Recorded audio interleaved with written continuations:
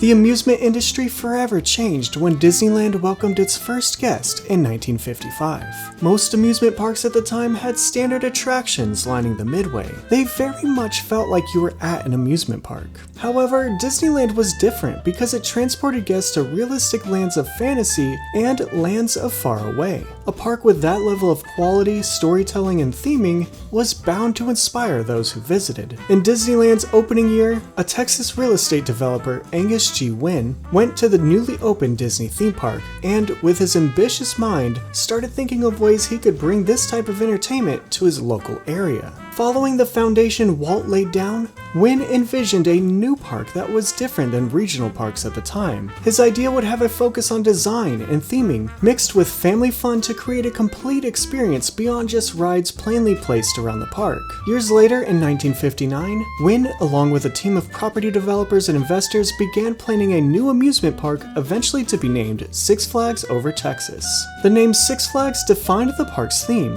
as each flag symbolized the 6 dedicated lands in the park, each representing different nations that at one point had control over a portion of or all of Texas. These flags included Spain, France, Mexico, the Republic of Texas, the United States of America, and, regretfully, the Confederate States of America. Much of the park was designed by Randall Duell, who had been a set designer on Hollywood productions. Duell implemented a winding pathway layout that encouraged guests to explore around the park. This concept was intended to further separate guests from everyday life when at Six Flags Over Texas. With a $10 million price tag, Six Flags Over Texas opened August 5th, 1961, as more than 8,000 guests experienced the brand new theme park. The public loved the clean, family-friendly, and pleasantly presented theme park. Reviews were positive, and Six Flags would continue to make improvements over the coming years. Profits for the growing park nearly tripled between its second and third season, leading management to invest in a new attraction. As for the type of attraction, well, new caves were being discovered around Texas throughout the decade. So, of course, someone suggested a cave ride would be a nice fit for the park. However, that idea was turned down almost immediately because the park did not have faith it would turn into an exciting attraction. Park founder Angus Wynn kept the idea in mind as he thought it could be useful at some point. As a part of the park's process for developing the upcoming ride, production designer Randall Duell hired a fellow set designer from the entertainment industry, Walter McKeegan. While working for Six Flags, McKeegan created a set of original characters to be used on the upcoming attraction. Angus Wynn still had the cave ride idea in his back pocket, and he knew it was the perfect match with these characters for the next Six Flags ride.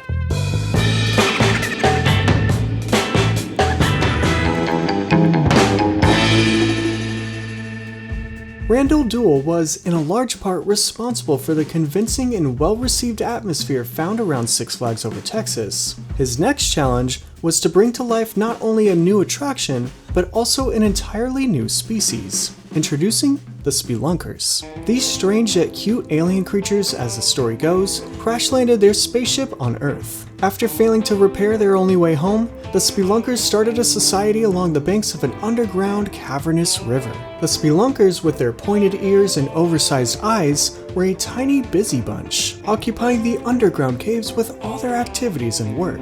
Their name, Spelunkers, was a play on the word for the act of exploring caves, spelunking. The story of the Spelunkers was an out-of-this-world concept that made its way into Six Flags' upcoming edition. The creative project was headed by Duell, along with a team of 60 artists, carpenters, electricians, engineers, and special effects technicians. The attraction, officially named The Cave, would use a slow-paced boat ride system produced by Aero Development, traversing 600 feet of track through various show scenes featuring 28 animated Speelunker characters. After a brisk 8-month development period and a $300,000 budget, The Cave opened on June 1st, just in time for the summer of 1964. Upon seeing a relatively nondescript sign simply reading The Cave, the ride's first guest may not have known exactly what they were getting into, but they would quickly learn what a special, lovable, and memorable ride experience this was, soon to be an integral part of the Six Flags Over Texas lineup. Riders of the original 1964 version would start by boarding outdoors into round fiberglass bull boats, accommodating up to 6 people seated on a round bench in the center. The boats would spin at the mercy of the flowing water. After passing scenic shrubbery outside the cave, the boats would disappear into the dark 3,000 square foot show building filled with extraterrestrial surprises at every turn. The cave was truly a ride for the senses. Once inside, riders were overwhelmed with vibrant fluorescent colors, mystifying light effects, and dramatic echoing sounds. Impressive for its time, the cave had at least 20 audio channels playing on a continuous loop that created an enchanting environment. Drips, howling wind, and much more resonated through the cave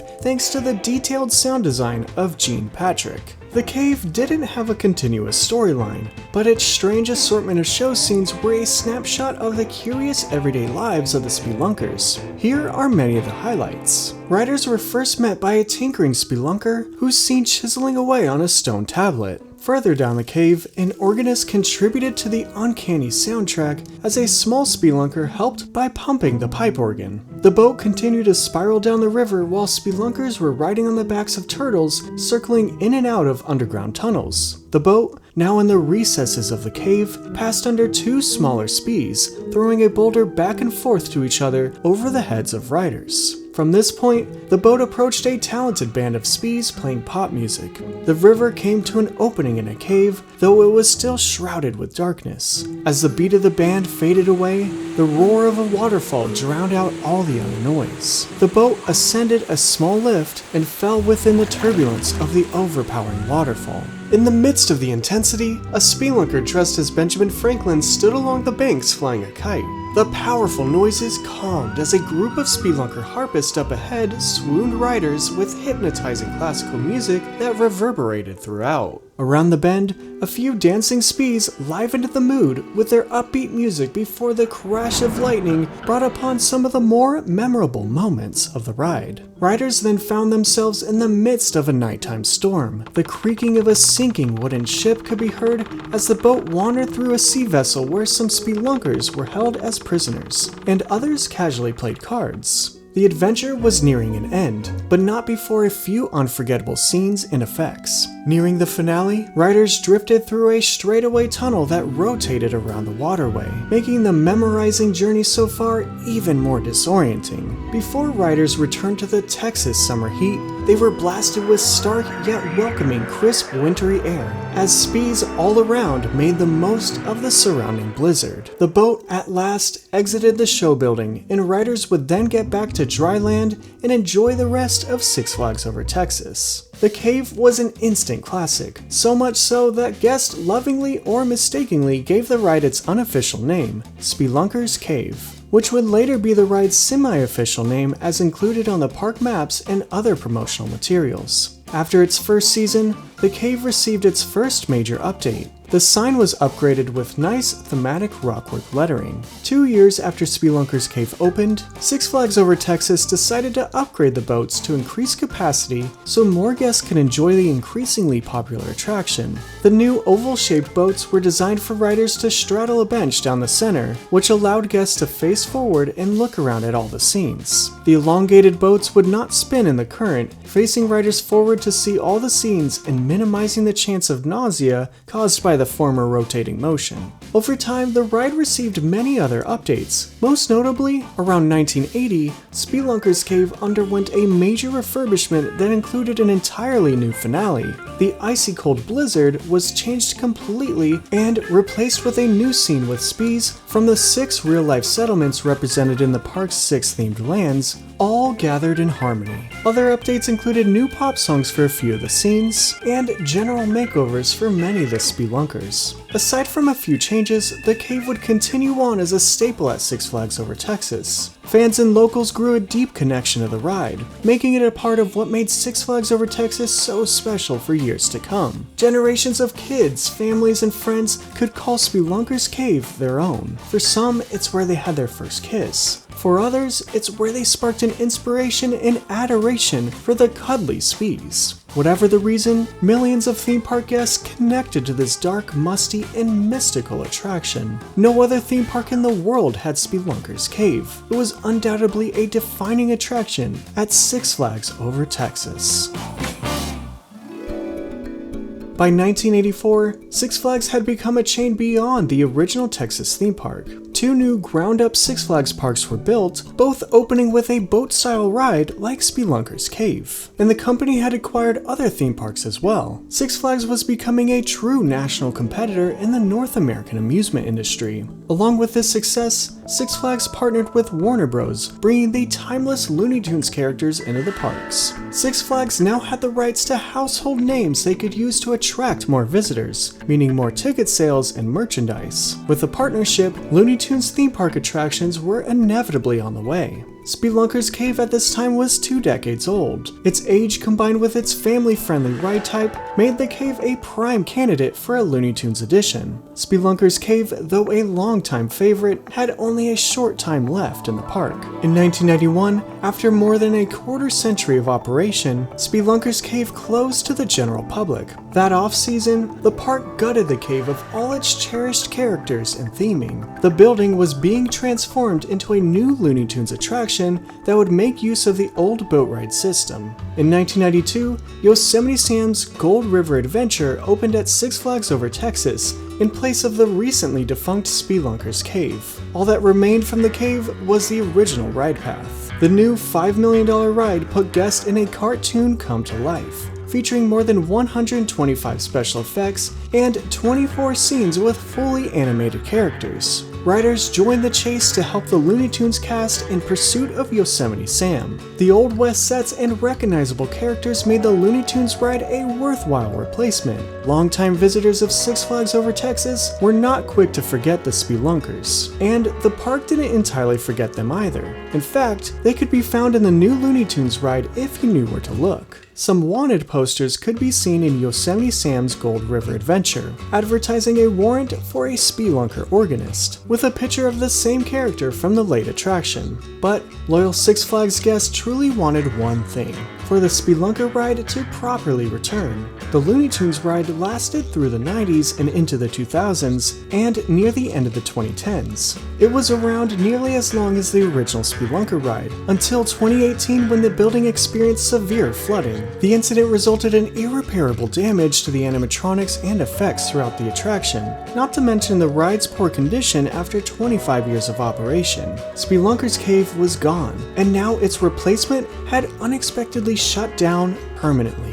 Following the damage, Yosemite Sam's Gold River Adventure would not reopen, and the park had no plans to revive the ride, leaving it dormant for the unforeseeable future.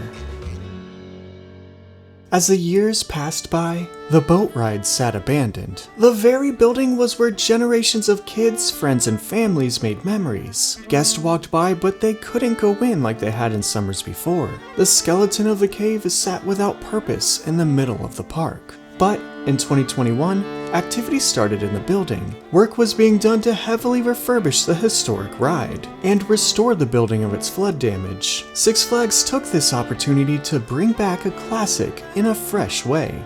Pirates of Speelunker Cave opened for the 2022 season at Six Flags Over Texas. While this ride is not an exact recreation of the beloved Spelunker's Cave from decades past, the new dark ride followed the same track and reintroduced the Spees in a reimagined way. Six Flags used an original Spee character from the National Roller Coaster Museum so that the new models were as accurate and as faithful to the original as possible. The nautical underground voyage is a true tribute to the original Spelunker's Cave, including 64 Spee characters. 64 specifically as a reference to the original ride's opening year of 1964. The story-driven attraction starts off in the midst of chaos caused by pirates. The scenic environment, custom soundtrack, and pumped-in scents transport riders into another world. In ways, it's reminiscent of the original Spelunker's Cave, with the sound of harps ringing through one of the scenes. Toward the second half of the ride, guests approach the land of the Speelunker Caves, adorned with astonishing colors in all directions and sparkling visuals. The Spelunkers are out and about, just as busy as they were when they were last seen 3 decades ago. They're whistling away like the 7 dwarves mining for glowing gems. All is well until the Spees have to defend their treasure from the pirates. This story has a happy ending though, especially for fans of the original Speelunker's Cave, as one Spee is seen playing the organ and they all gather for the final scene just as they did years before. The Spees have made an impression on countless theme park goers as a community of Spelunker fans bond over their shared love for the little creatures. From refurbishment projects of the old Spees to taking them to NASCAR events, the love for Spelunkers is just as strong now as it has ever been. The Spees once again live on at Six Flags Over Texas, but the impact they've made on fans will live on forever.